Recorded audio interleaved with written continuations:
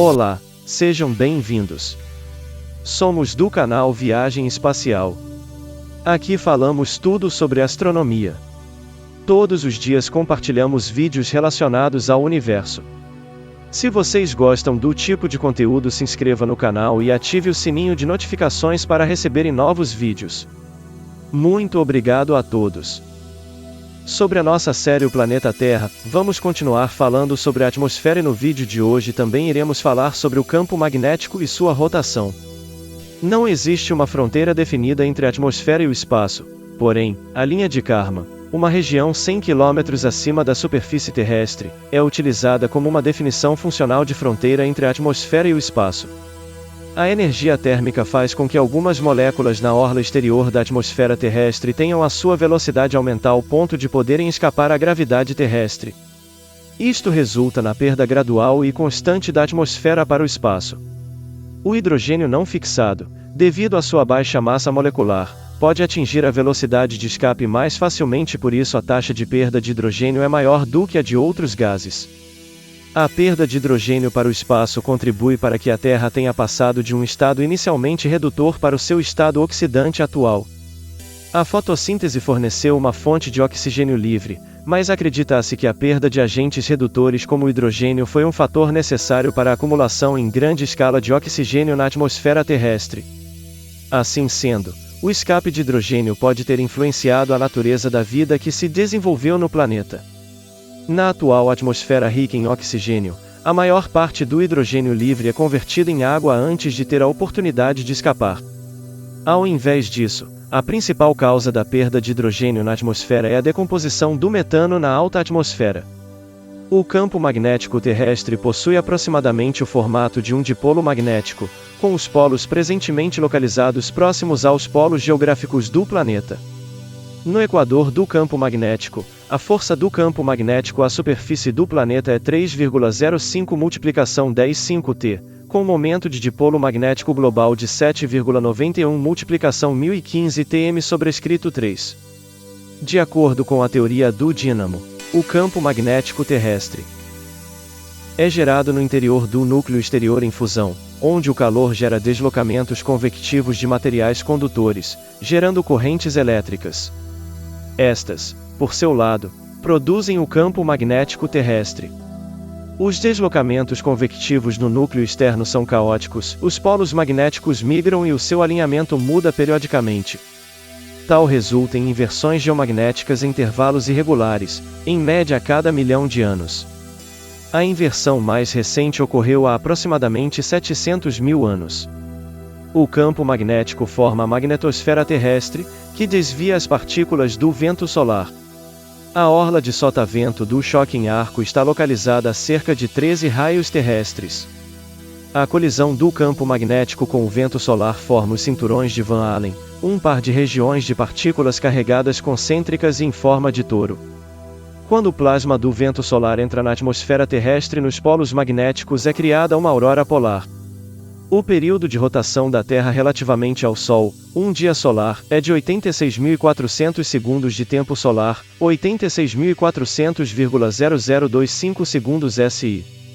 Como o dia solar da Terra é atualmente um pouco mais longo do que era durante o século XIX, devido à aceleração de maré, cada dia é entre 0 e 2 milissegundos mais longo. O período de rotação da Terra relativamente às estrelas fixas, o chamado dia estelar de acordo com o Serviço Internacional da Rotação da Terra, é de 23 horas, 56 minutos, 4,0989036991 segundos. Portanto, o dia sideral é menor do que o dia estelar em cerca de 8,4 milissegundos. Excluindo meteoros no interior da atmosfera terrestre e satélites em órbita baixa, o movimento aparente dos corpos celestes no céu terrestre faz-se para oeste, a razão de 15 graus por hora igual 15 em mínimo. Para corpos próximos do equador celeste, isto é equivalente ao diâmetro aparente do Sol ou da Lua a cada 2 minutos, uma vez que os tamanhos aparentes do Sol e da Lua são idênticos quando observados desde a superfície do planeta. Em 1679, numa troca de cartas com Robert Hooke, Isaac Newton propôs uma experiência para saber se a Terra girava ao redor dela mesma, e através da simples observação da queda de um corpo, verificar se havia um deslocamento no sentido da suposta rotação. Mas como o efeito era muito difícil de se detectar, Newton utilizou a ideia de se observar um enorme número de quedas, o que marcou um dos primeiros usos das probabilidades para tornar-se um efeito muito pequeno detectável. Hooke realizou a experiência e o resultado foi positivo, tendo sido a primeira demonstração do movimento de rotação da Terra. A Terra orbita o Sol a uma distância média de cerca de 150 milhões de quilômetros, a cada 365,2564 dias solares médios, ou um ano sideral. A partir da Terra, isto dá ao Sol um movimento aparente em direção a leste, relativamente às estrelas, a uma taxa de 1 grau em dia, ou um diâmetro aparente do Sol ou da Lua a cada 12 horas. Por causa deste movimento, a Terra leva em média 24 horas, um dia solar, a completar uma rotação completa em torno do seu eixo até o Sol retornar ao meridiano. A velocidade orbital média da Terra é de 29,8 km por segundo, 107.000 km por hora, rápido o suficiente para percorrer o diâmetro do planeta, aproximadamente 12.600 km, em 7 minutos, e a distância entre a Terra e a Lua, 384.000 km, em 4 horas. A Lua gira com a Terra em torno de um baricentro comum, a cada 27,32 dias, relativamente às estrelas de fundo. Quando combinado com a revolução comum do sistema Terra-Lua em torno do Sol, o período do mês sinódico, de uma lua nova à seguinte, é de 29,53 dias. Vistos do Polo Norte celeste, o movimento da Terra, da Lua, e suas rotações axiais, são todos anti-horários. Quando a Terra e o Sol são vistos do espaço, desde uma posição acima dos polos norte dos dois corpos celestes, a direção aparente da translação terrestre em torno do Sol é anti-horária. Os planos orbitais e axiais não estão precisamente alinhados, e a Terra apresenta uma inclinação axial de 23,5 graus, a contar da perpendicular ao plano Terra-Sol, e o plano Terra-Lua tem uma inclinação de 5 graus em relação ao plano Terra-Sol. Na ausência desta inclinação, ocorreriam eclipses a cada 2 semanas, alternando entre eclipses lunares e solares. O raio da esfera de Rio, ou esfera de influência gravitacional, da Terra é de 1,5 gm, 1.500.000 de quilômetros. Esta é a distância máxima dentro do qual a influência da gravidade da Terra é maior do que a influência da gravidade do Sol e dos outros planetas. Objetos orbitando a Terra precisam ficar dentro desta esfera, ou poderão ser libertados pela perturbação gravitacional do Sol. A Terra, em conjunto com o Sistema Solar, está localizada dentro da galáxia Via Láctea, orbitando a cerca de 28.000 anos-luz do centro da galáxia. Presentemente, o Sistema Solar está localizado 20 anos-luz acima do plano equatorial da galáxia, no braço de Órion. Por causa da inclinação axial da Terra, a quantidade de luz solar recebida por um ponto qualquer na superfície terrestre varia ao longo do ano. Isto resulta na variação sazonal do clima, com os verões no hemisfério norte ocorrerem quando o polo está voltado para o Sol, e o inverno ocorrendo quando o polo está voltado para a direção oposta à do Sol. No hemisfério sul, a situação é invertida, visto que o polo sul está orientado na direção oposta do polo norte. Durante o verão, os dias são mais longos, e o Sol sobe mais alto no céu. Durante o inverno, o clima torna-se no geral mais frio, e os dias mais curtos. As diferenças sazonais aumentam à medida que se viaja em direção aos polos, sendo um caso extremo que ocorre acima do Círculo Polar Ártico e abaixo do Círculo Polar Antártico, durante uma parte do ano em que tais regiões não recebem luz solar, uma noite polar.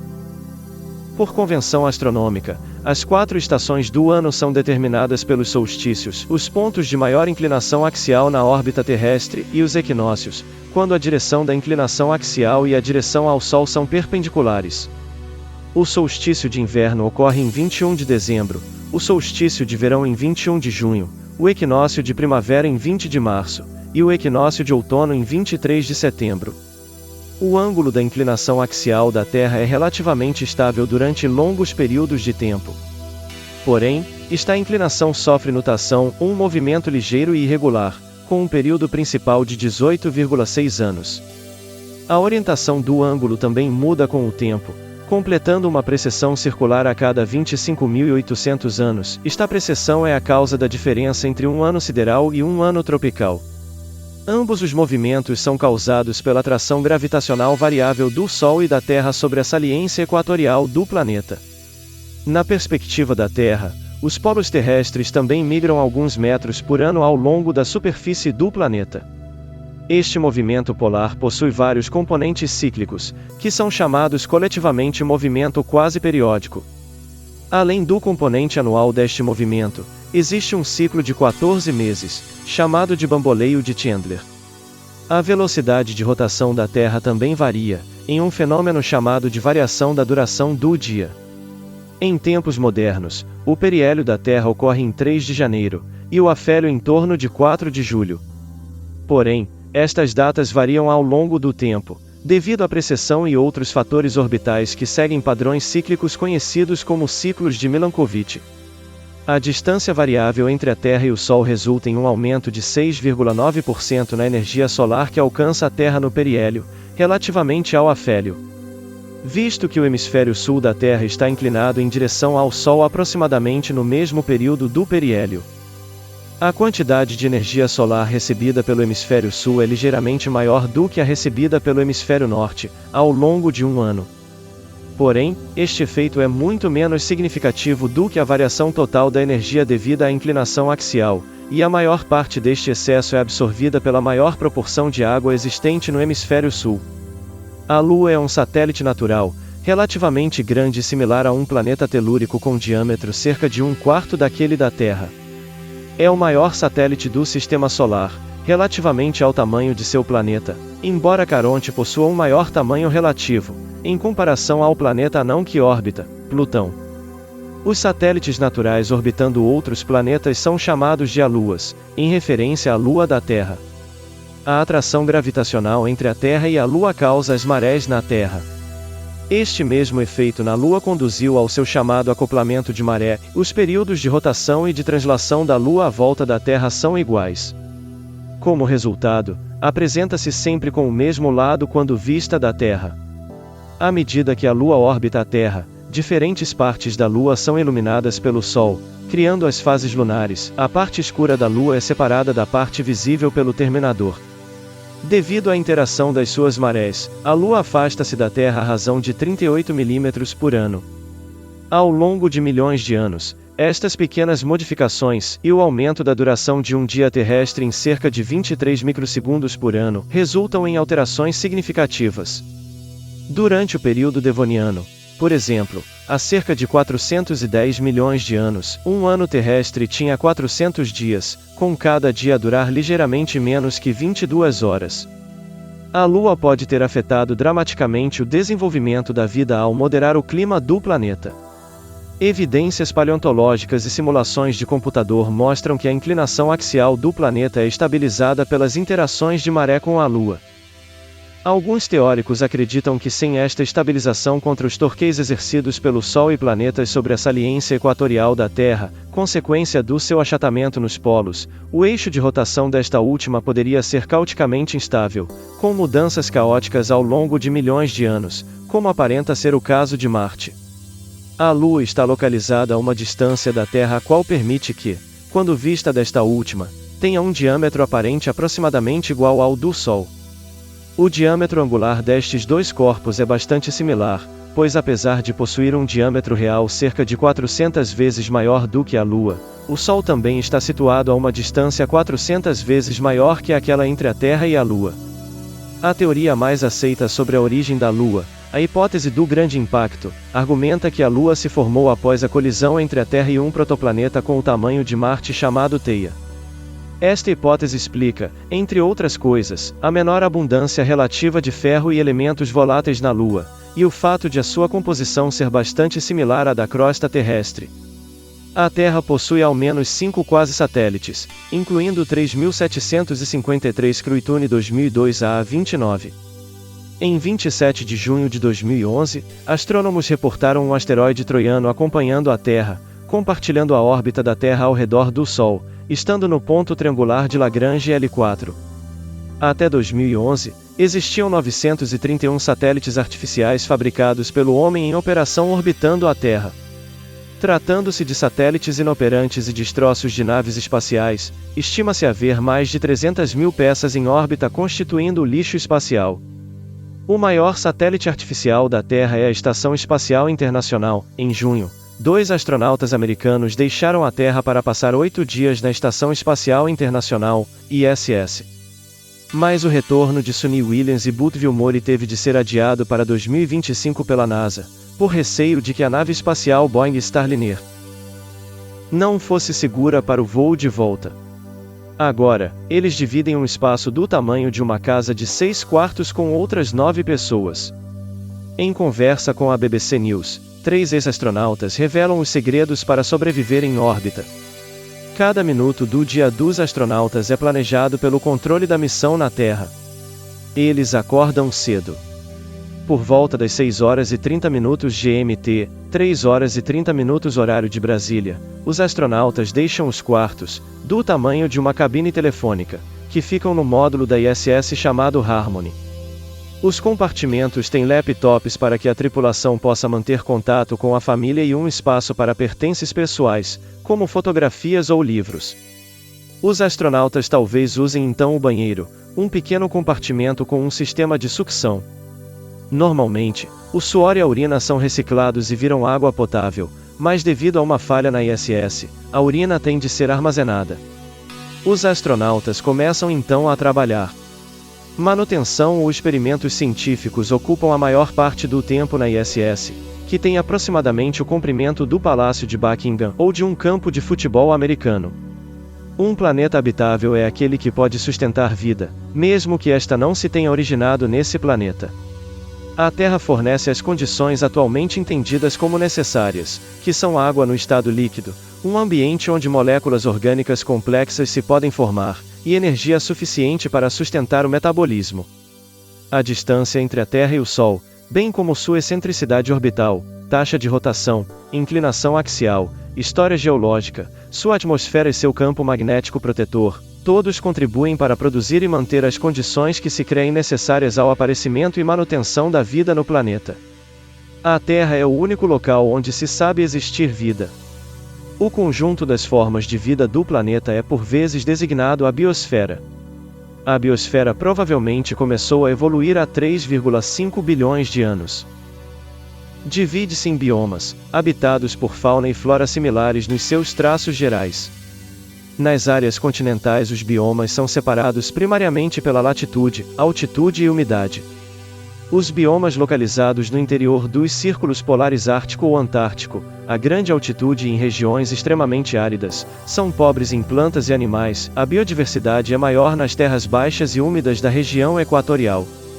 A Terra fornece recursos que são exploráveis pela espécie humana para fins úteis. Alguns destes recursos são não renováveis, como os combustíveis fósseis, recursos difíceis de serem repostos em um período curto de tempo. Grandes depósitos de combustíveis fósseis existem na crosta terrestre, consistindo em carvão, petróleo, gás natural e clatrato de metano. Estes depósitos são utilizados pela humanidade seja para a produção de energia, seja como matérias-primas para a indústria química. Depósitos minerais também se formaram na crosta terrestre, por meio de processos de formação de depósitos minerais, resultantes da erosão e da tectônica de placas. Estes depósitos constituem fontes concentradas de vários metais e de elementos químicos úteis. A biosfera terrestre produz vários produtos biológicos úteis para a humanidade, incluindo, mais de longe não limitados, a comida, madeira, produtos farmacêuticos, oxigênio, e reciclagem de vários lixos orgânicos. O ecossistema terrestre depende da existência de solo e de água doce, e o ecossistema oceânico depende de nutrientes dissolvidos arrastados das regiões continentais do planeta. Vastas áreas do planeta estão sujeitas a condições climáticas extremas, tais como ciclones, furacões ou tufões, que dominam a vida nestas áreas. Muitos locais estão sujeitos a sismos, tsunamis, erupções vulcânicas, tornados, dolinas, tempestades de neve, inundações, secas prolongadas, e outras calamidades e desastres naturais. Muitas áreas localizadas estão sujeitas à poluição de origem humana do ar e da água, chuva ácida e substâncias tóxicas, perda de vegetação, sobrepastoreio, desflorestação, desertificação, perda da vida selvagem, extinção de espécies, degradação do solo, esgotamento do solo, erosão e introdução de espécies invasoras. Segundo as Nações Unidas, existe um consenso científico que liga as atividades humanas ao aquecimento global devido às emissões industriais de dióxido de carbono. Prevê-se que este aquecimento global produza mudanças tais como o derretimento das geleiras e dos mantos de gelo, variações de temperatura mais extremas, mudanças significativas nas condições do tempo, e uma subida do nível médio do mar. A cartografia, ou estudo e prática da elaboração de mapas, e indiretamente a geografia, tem sido ao longo da história disciplinas dedicadas à representação da Terra. A topografia, ou a determinação de localizações e distâncias, e em menor grau a navegação, ou a determinação da posição e direção, desenvolveram-se lado a lado com a cartografia e a geografia, fornecendo e quantificando adequadamente a informação necessária. Os humanos continuaram a se expandir, com uma população global de mais de 8 bilhões. As projeções indicam que a população mundial atingirá os 9,2 bilhões em 2050. A maior parte do crescimento deverá ocorrer nos países em desenvolvimento. A densidade populacional humana varia amplamente pelo mundo, mas a maioria vive na Ásia.